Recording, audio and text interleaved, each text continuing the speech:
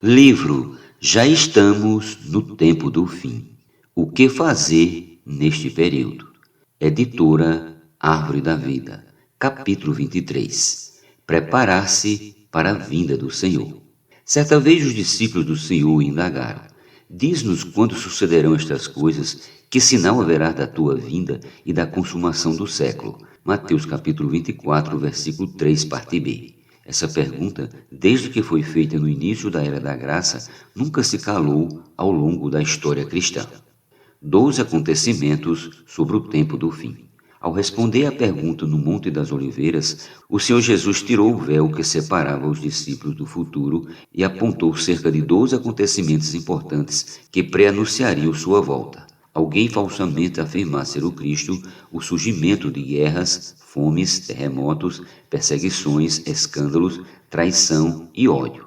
O surgimento do falso profeta, a multiplicação da iniquidade, o esfriamento do amor e também a pregação do Evangelho do Reino. O objetivo do Senhor ao fazer esse relato detalhado era eliminar as dúvidas e evitar que seus discípulos se envolvessem no engano. Em sua conclusão, ele afirmou categoricamente: então virá o fim. Versículos do 5 ao 14.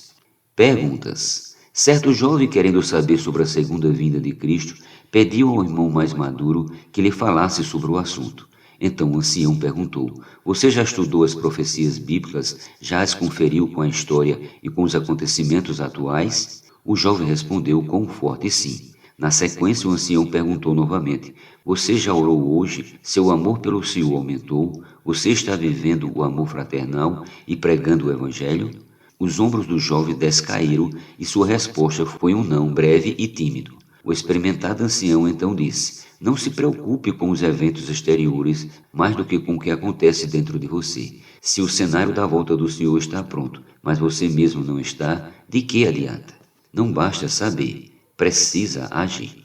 Na primeira vinda de Cristo, os sacerdotes e escribas sabiam o lugar onde o menino Jesus nasceria, mas quando alertados, não foram capazes de ir ao seu encontro. Mateus capítulo 2, versículos do 1 ao 12.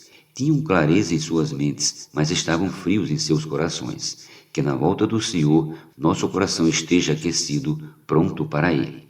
Aquele que deseja se preparar para a vinda do Senhor deve: 1. Ser fiel e prudente. Mateus capítulo 24, versículos do 45 ao 51. 2. Levar azeite, espírito, na lâmpada, espírito humano, e nas vasilhas, alma. Mateus 25, 4. 3. Multiplicar os talentos, isto é, os dons espirituais. Mateus capítulo 25, versículos do 14 ao 30. 4. Ser reavivado e renovado diariamente. 2 Coríntios capítulo 4, versículos do 16 ao 18.